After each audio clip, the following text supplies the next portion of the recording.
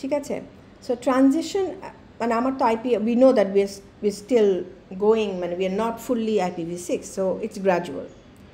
And আমি যেহেতু gradually করছি, কিছু জায়গায় IPv6, কিছু জায়গায় IPv4, সো আমার এদের দুজনের মধ্যে, দুই প্রোটোকলের মধ্যে আবার কমিউনিকেশন থাকতে হবে। এক, দুই হচ্ছে আমি যদি IPv6 করে থাকি, যেহেতু আমার পুরো ইন্টারনেটের অনেক অংশ IPv4 এখনও, তার মানে আমার IPv6 packet needs to communicate over IPv4 links. So এটা আমরা তিনভাবে করি আর কি, তিনভাবে করা যায়। ডুয়াল স্ট্যাক টেকনিক বলি, টানেলিং বলি, অ্যান্ড ট্রান্সলেশন টেকনিক বলি। ডুয়াল স্ট্যাক অ্যান্ড টানেলিংটা ইজ মোর পপুলার, এটা খুব বেশি না। It's very simple. Dual stack হচ্ছে যেখানে আমার যে রাউটারের থ্রুতে আমি ইন্টারনেটে যাচ্ছি, সেই router runs both of the protocols same time.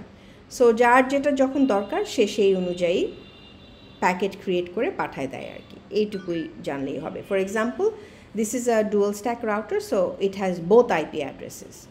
That means it's running IPv4 and it's running IPv6. ঠিক আছে?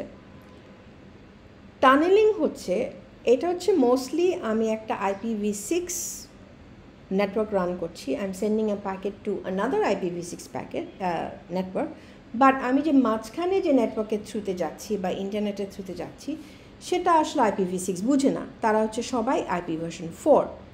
So what do we do, আমার IPv6 প্যাকেটটাকে পাঠানোর আগে আমার যে কী বলবো বর্ডার রাউটারটা থাকে, যেটা is connected to the IPv4, that should be a dual stack router. সে যেটা করে, সে এটার উপরে আবার আলাদা করে একটা IPv4 হেডার দিয়ে দেয়। কেন? কারণ এরা তো IPv4 ছাড়া কিছু চিনবে না। So it's kind of like আমি আমার IPv6 প্যাকেটটা একটা IPv4 টানেলের ভিতর দিয়ে পাঠিয়ে দিচ্ছি। That is why it's called tunnelling. So এখানে আমার ডুয়াল স্ট্যাক, আমার যে আবার ডেস্টিনেশন আসার পরে এই ডুয়াল স্ট্যাক রাউটার থাকতে হবে ডেস্টিনেশনে, সে এটাকে বাদ দিয়ে শুধু IPv6 হেডার আনিয়ে এটা তখন সে নেটওয়ার্কে পাঠিয়ে দেবে। সো টানেলিং হচ্ছে কী করছে, আমি IPv6 প্যাকেটটাকে আমি তার উপরে IPv4 এর একটা হেডার ঢুকায় তারপরে এটা আমি ইন্টারনেটে ছেড়ে দিচ্ছি। ঠিক আছে?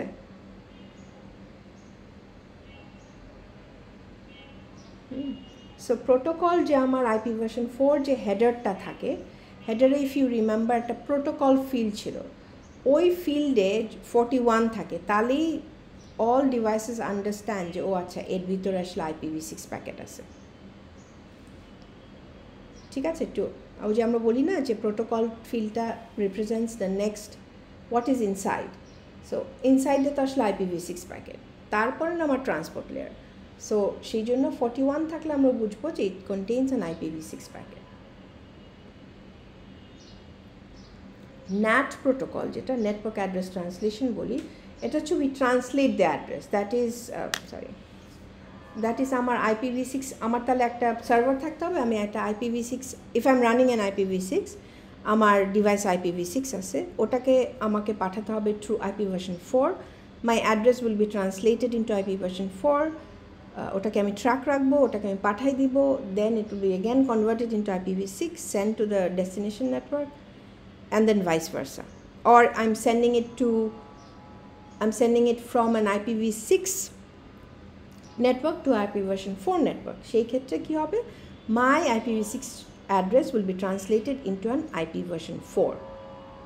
So NAT-টা এইভাবে ইউজ করা হয়। NAT stands for Network Address Translation. So translate করে আমি চেঞ্জ করে তারপর আমি পাঠাই। So that's how the 3 types of transition technique that we are still using to convert or to transit from IPv4 to IPv6. So that's about it.